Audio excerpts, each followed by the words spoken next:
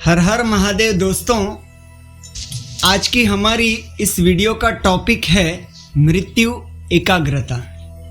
मृत्यु एकाग्रता अर्थात डेथ कंसंट्रेशन या मृत्यु त्राटक कह लीजिए, डेथ गेजिंग। अब आप कहोगे भैया ये क्या नया आया, डेथ अवेयरनेस सुना था, डेथ मेडिटेशन सुना था, अब डेथ कंसंट्रेशन। तो मित्रों बात ऐसी है कि डेथ अवेयरनेस, डेथ मेडिटेशन अगर यूनिवर्सिटी है तो डेथ कंसंट्रेशन हमारी सेकेंडरी स्कूल और हायर सेकेंडरी स्कूल है। अब आप पूछोगे कैसे, तो जरा सोच विचार करके देखना कि क्या पल पल आपको मृत्यु की याद रहती है। कभी सोचा है इस बात पे कि पल पल आपको मृत्यु की याद रहती है? हाँ, जब भी कोई ऐसी बात करेगा जैसे अभी मैं कर रहा हूँ, वैसे ही आप अपने घर परिवार यार दोस्त सबके बीच में जब बैठे होगे और अचानक आप मृत्यु की बात बोले, अरे यार इसमें क्या नया है यार, सबको पता है, सबको एक दिन चले जाना है, सबको एक दिन मरना है, इसमें कौन सी बड़ी बात है, ये तो सबको पता होता है यार, कैसी बेतुकी सी बातें करते हो। आपको यही सुनने को मिलेगा। बराबर है, ठीक कह रहा हूँ, ये होता है, हम सभी के साथ होता है जो भी मृत्यु की बात करता है। पर दरअसल अगर आप गौर से देखो, कभी अचानक से रुक करके देखना तो आपको पता चल जाएगा कि यार मन में विचार तो कुछ और चल रहा था, मृत्यु का था नहीं। मानो जैसे कि हम रसोई बन रहे हैं, सब्जी बना रहे हैं या रोटियां बेल रहे हैं, कुछ भी कर रहे हैं, रोजमर्रा की जिंदगी के कुछ भी काम कर रहे हैं और अचानक आप खुद को रोक लो। अरे चेतन, तू ये क्या सोच रहा था? अरे अभी तो तू वीडियो बना रहा था और सोच क्या रहा है? ठीक है, ये होता है। अब आप करके देखना इस चीज़ का अभ्यास, आपको समझ में आ जाएगा। जैसे कभी कहीं भी हो, जैसे मान लो समझ लीजिए कि आप किसी के लगन, ब्याह या अन्य कोई भी ऐसे प्रसंग, फंक्शन कुछ भी रहा हो, आप गए हों और इतने मज़े से, मतलब बोलते हैं नाच गाना ये सब कर रहे हैं, आप सारा एंजॉयमेंट, सारा मनोरंजन सब कर रहे हैं, उसके बीच में आपको मृत्यु की याद होगी? नहीं होगी, किसी हालत में नहीं होगी। क्यों? क्योंकि वो आपके अंदर है पर आपको पता नहीं है, पल पल है। क्यों? क्योंकि हर जाती हुई सांस अपने आप में एक मृत्यु है। हर जाती हुई सांस अपने आप में एक मृत्यु है, यानी मृत्यु तो पल पल घट रही है, बस हम अज्ञानी हैं उसके प्रति, हमको पता नहीं है। अब ये जो है कि भैया पल पल कैसे याद किया जाए, तो भैया अब आप ही बता दो पल पल कैसे याद किया जाए। तो मैं इसको है ना आपको एक स्टोरी से बताऊंगा जो मैंने बहुत सालों पहले एक किसी नवल कथा में पढ़ी थी। होता ये है कि एक जो बंदा है, जो मित्र है, वो अपने किसी काम के रिसर्च के उपलक्ष्य में अपने किसी विदेशी मित्र के घर जाता है कि भैया 3-4 दिन, जो भी 1 हफ्ता 10 दिन जो है वो मैं यहाँ रहूँगा और मुझे एक रिसर्च करनी है। तो मित्र कहता है हाँ ठीक है, काफ़ी साल हो गए मिले कॉलेज की पढ़ाई के बाद, आजा, थोड़ी मौज मस्ती भी हो जाएगी, साथ रहना घूमना फिरना ये भी हो जाएगा, काम भी हो जाएगा। तो चलो हो गया। और ये बंदा पहुँचता है, वहाँ जाता है, दिन भर अपना रिसर्च करता है, शाम में घर लौटता है, फिर दूसरे दिन वही चलता है, शाम में घर लौटता है। अब वो पहले दिन से ही वो देख रहा होता है, दूसरे दिन भी वो देख रहा है और तीसरे दिन भी देख रहा है। अब बच्चा चौथे दिन से वो रह नहीं सकता, वो उससे रहा ही नहीं जाता है। वो अपने विदेशी मित्रों से पूछता है, यार मैं ये एक चीज़ समझ नहीं पाता हूँ कि ये तुम लोग क्या करते हो यार, तू, भाभी जी, बच्चे, ये क्या तमाशा क्या लगा करके रखा है, मतलब ये क्या चीज़ है? अचानक कभी भी कोई भी बोलता है आर यू रेडी, और ये बोलता है yes I am ready, are you ready, I am ready. ये क्या है?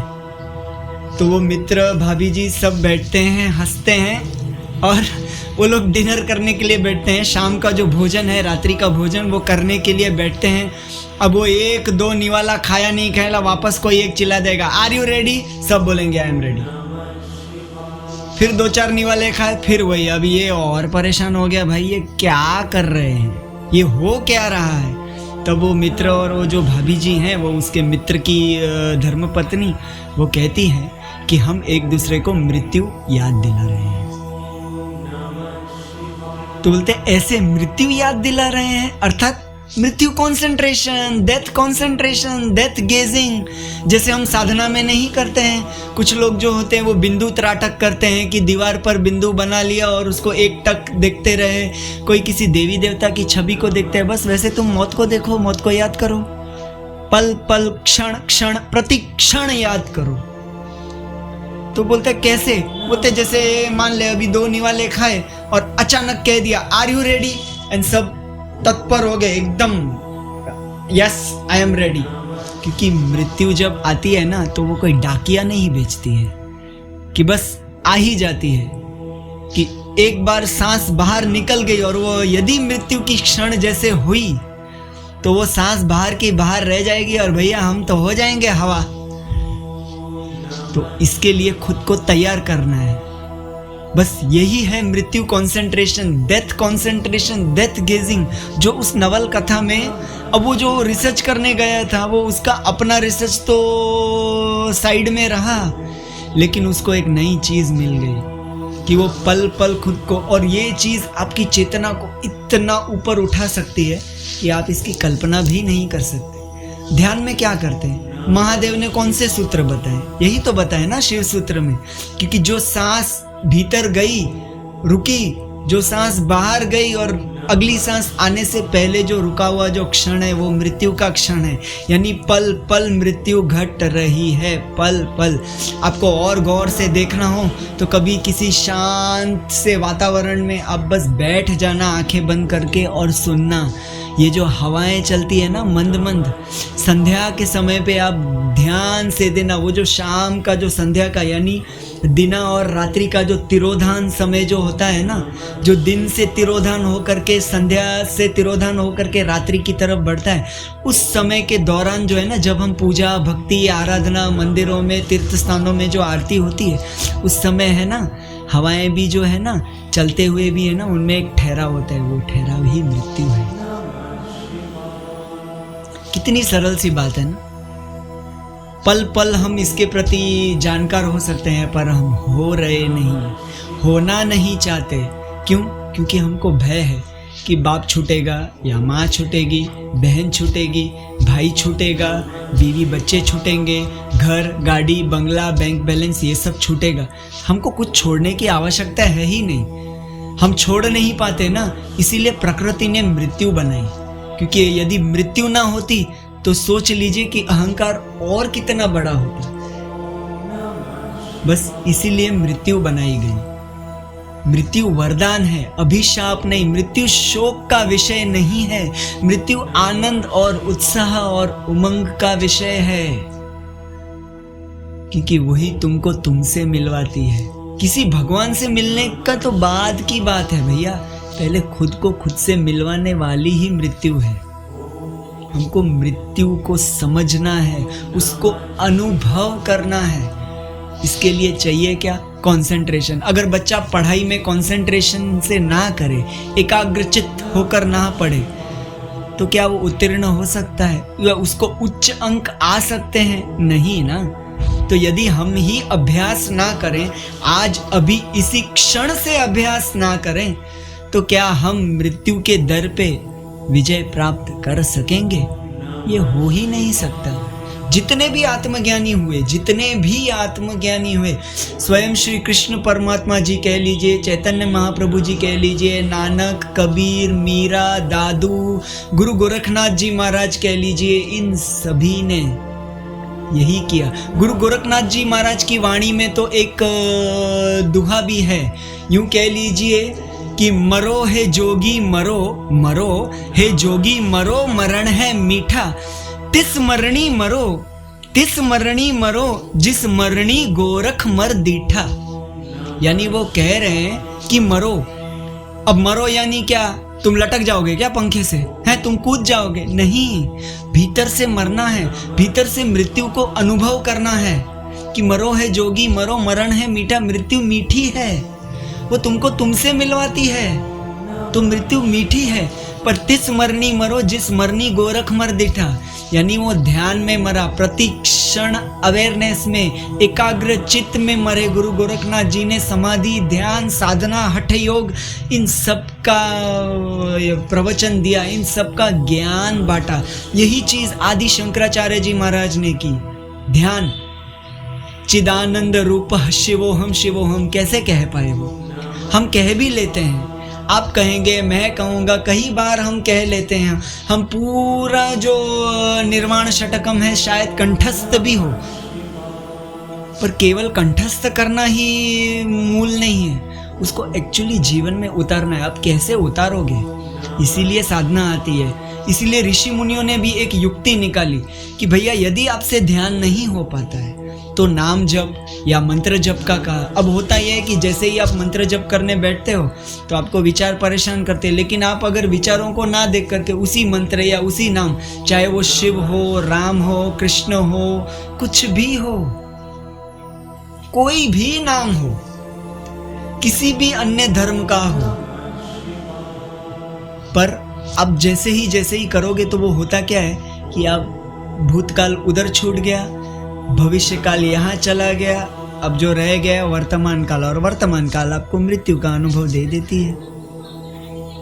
अब किसी दिन एक हल्की सी झलक पा गए ना तो आपको समझ में आ जाएगा कि यार ये इतना सरल था, इतना था। पर इस सरलता पर आने के लिए कई जन्म लगते हैं, कई जन्मों की तपस्या लगती है, उस परम पिता परमात्मा की कृपा। अब लोग बोलते हैं अरे यार हम पे कृपा नहीं है, हम कैसे साधना करें? अरे पर कृपा पाने के लिए भी तो साधना करनी पड़ेगी। यदि मैं पढ़ाई ही ना करूं तो क्या मैं डॉक्टर, इंजीनियर, पीएचडी बन सकता हूं? मैं रियाज ना करूं तो संगीतकार, कलाकार नहीं बन सकता हूं। अब वो रियाज करने का मौका मिलने के लिए भी तो कृपा चाहिए, वो कर्म चाहिए, ताकि तुम एक ऐसी जगह पर जन्म लो जहां सिचुएशन इस तरह से बनाई हुई हो कि आप रियाज कर पाओ और बड़ा नाम कमा पाओ। हर चीज़ में, ये हर क्षेत्र में हो सकता है, ज़रूरी नहीं कि एक ही क्षेत्र है, हर क्षेत्र में। तो यही बात है, मृत्यु ध्यान, मृत्यु कंसंट्रेशन, मृत्यु एकाग्रता, death gazing. You need to gaze the death, you gaze it every moment. Remember your self that you have to die, और in fact you are dying. I would rather say in fact you are dying. You don't have to say I have to die. This is the problem, the biggest problem. सबसे बड़ी दुविधा यह है कि मुझे कल मरना है। अरे भैया कौन सा कल? यही पल कल है, आता तो यहीं से है ना, आएगा तो भैया यहीं से। जैसे आज मंगलवार है, ठीक है, आज मंगलवार है, हाँ भाई मुझे कल बुधवार को मरना है। अब वो बुधवार जब आएगा तो निकलेगा तो इसी मंगलवार के बाद है ना, अलग तो है नहीं। तो फिर इसीलिए कहता हूं दोस्तों, मृत्यु, खुद को मृत्यु, बस केवल मृत्यु याद दिला दो, सब पा जाओगे, सब कुछ पा जाओगे। धन ना भी होगा तो फिर भी मस्ती में रहोगे। देखिए है ना, फकीराना थाट, कोई जॉब नहीं है, कुछ करने को दिल नहीं करता है, बैठे हैं तो बैठे हैं, गाने गाते हैं तो गाने गाते हैं मस्ती में। एक रास्ता है जिंदगी जो थम गए तो कुछ नहीं, ये कदम किसी मुकाम पे जो जम गए तो कुछ नहीं। अब आप बोलोगे भैया गाना तो गाया तुमने आगे बढ़ने का, हाँ तो तुम जब बैठ रहे हो तो भी तो तुम मृत्यु की तरफ आगे बढ़ रहे हो, तो रास्ता तो आगे ही बढ़ रहा है, जरा गौर से समझिए तो सही। बस तो आज के लिए मुझे लगता है शायद इतना काफ़ी है।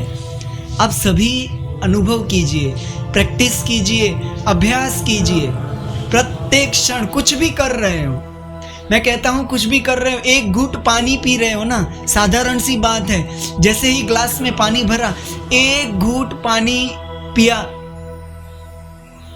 बस सोचिए मैं मर गया, फिर जिंदा हो गया, फिर पानी लिया। अब ये चीज़ है ना, आपका कंसंट्रेशन, आपका अवेयरनेस इतना तीक्ष्ण बना देगा कि ये आप कहीं भी उपयोग कर सकते। आपकी जो भौतिक जिंदगी है, मटेरियल लाइफ है, आप उसको मैनिफेस्ट कर सकते हो, आप जो चाहो वो पा सकते हो। यूनिवर्स में ऐसा नहीं है कि यार मैं नहीं पा सकता, मैं गरीब हूँ, या ये गरीब है, या वो है, ये नहीं, पा सब सकते हैं। आपको एलिजिबल तो बनना पड़ेगा, यूनिवर्स की तिजोरी खुली है, आपको बस उसमें से निकालना है। अब आप वो निकालने के लिए भी तो काबिल होने चाहिए ना।